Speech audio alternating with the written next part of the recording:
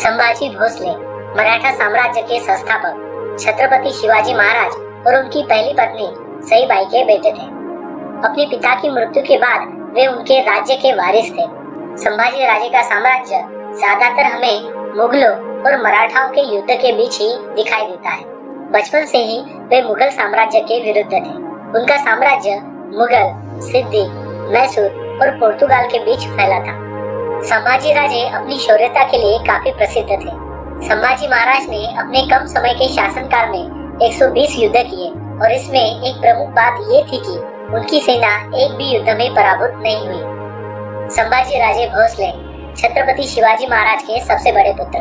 उनका जन्म 14 मई 1657 को पुरंदर दुर्ग, पुणे में हुआ। जब संभाजी 2 साल के थे तभी उनकी माता का देहांत हो गया था और उनकी दादी जीजाबाई ने उनका पालन पोषण किया। शिवाजी अक्सर राज्य के कामकाज से बाहर ही रहे और संभाजी दादी के साथ ही पले बढ़े। अपनी उम्र के 8.5 साल में ही संभाजी राजे 14 भाषाओं के पंडित बन गए थे। राजनीतिक गठबंधन के फलस्वरूप बचपन में ही उनका विवाह पिलाजीराव शिर्के की पुत्री जीवबाई, जिसे बाद में येशुबाई के नाम से जाना जाता था, उनसे हुआ। अपनी उम्र के 9 साल में ही उन्हें रायगढ़, महाराष्ट्र से अपने पिताजी के साथ आगरा रवाना होना पड़ा था। आप सोच सकते हो कि एक 9 साल का बच्चा घोड़े पर बैठकर 1000 मील आगरा कैसे गया होगा और औरंगजेब के बंदी बनाने के पश्चात किस तरह ये बच्चा अपने पिताजी के बिना औरंगजेब का बंदी बनकर रहा होगा। राजनीति का सही ज्ञान संभाजी राजे ने औरंगजेब के बंधन में रहकर ही सीख लिया था।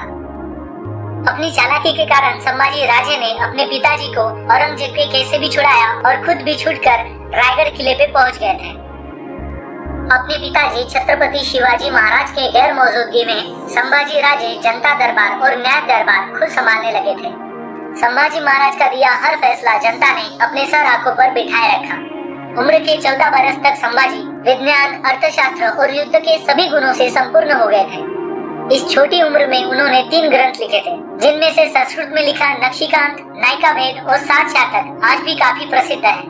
16 जनवरी 1681 में संभाजी राजे छत्रपति बने। मराठाओं के ये पहले राजपुत्र थे जो छत्रपति बने थे। छत्रपति बनते ही उन्हें ये एहसास हुआ कि मराठा साम्राज्य के पास धन धान्य की बहुत कमी थी, जिसके चलते इन्होंने औरंगजेब के औरंगाबाद और बुरहानपुर पे आक्रमण करके काफी बड़ी मात्रा में धन और जेवरात जमा किए। उनके पराक्रम की वजह से परेशान होकर दिल्ली के बादशाह औरंगजेब ने कसम खाई थी कि जब तक छत्रपति संभाजी पकड़े नहीं जाएंगे वो अपना ताज सर पर नहीं पहनेंगे। औरंगजेब ने गुस्सा कर आगरा छोड़ा और सीधे संभाजी राजे को सबक सिखाने का फैसला लिया। मराठाओं को सबक सिखाने के लिए महाराष्ट्र की ओर अपने 5 लाख सैनिक और 4 लाख जानवर, जिनमें ऊंट, घोड़े और हाथी काफी मात्रा में शामिल थे, उन्हें लेकर निकल पड़ा।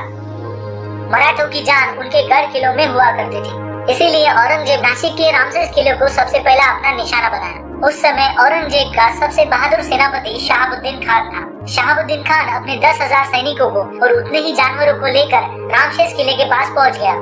रामसेस किला एक दिन में जीतने का विश्वास शहाबुद्दीन ने औरंगजेब को जताया था।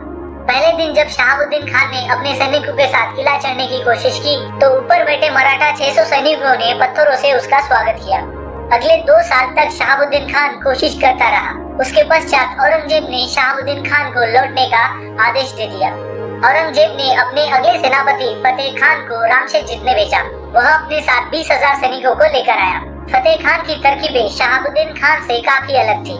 फतेह खान कभी मांत्रिक के जरिए ऊपर चढ़ने की कोशिश करता तो कभी तोपों की मदद से किले को जीतने की कोशिश करता।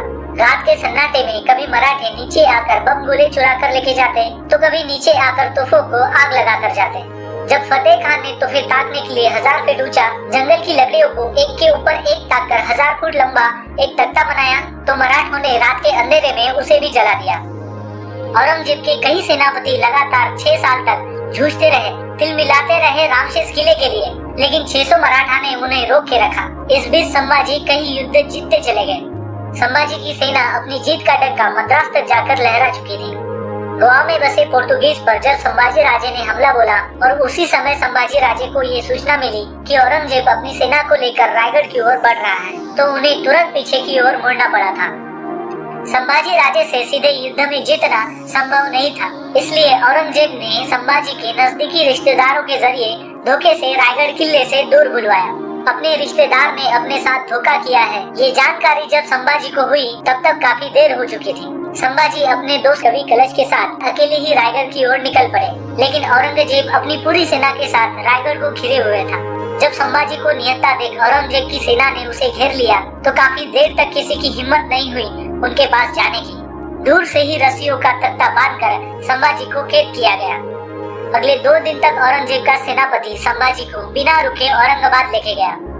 औरंगजेब ने दोनों की जुबान कटवा दी, आंखें निकाल दी।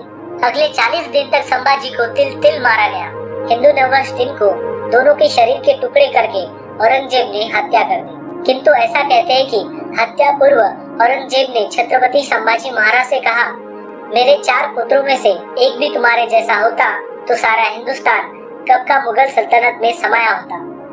जब छत्रपति संभाजी महाराज के टुकड़े तुलापुर की नदी में फेंके गए तो उस किनारे रहने वाले लोगों ने वो इकट्ठा करके सिलाके जोड़ दिए। इन लोगों को आज शिवले इस नाम से जाना जाता है, जिसके उपरांत उनका विधि पूर्वक अंत्य संस्कार किया।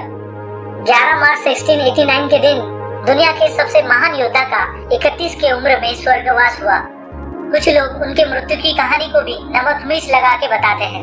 कुछ लोग कहते हैं कि संभाजी ने औरंगजेब का मजाक उड़ाते हुए कहा कि तेरी बेटी मुझे दे दे, जबकि औरंगजेब की बेटी संभाजी से 20 साल बड़ी थी। कुछ लोग यह कहते हैं कि संभाजी ने मंजुला और कमला नाम की लड़कियों का चीरहरण किया, जिसके कारण कमलाबाई ने आत्महत्या कर ली थी।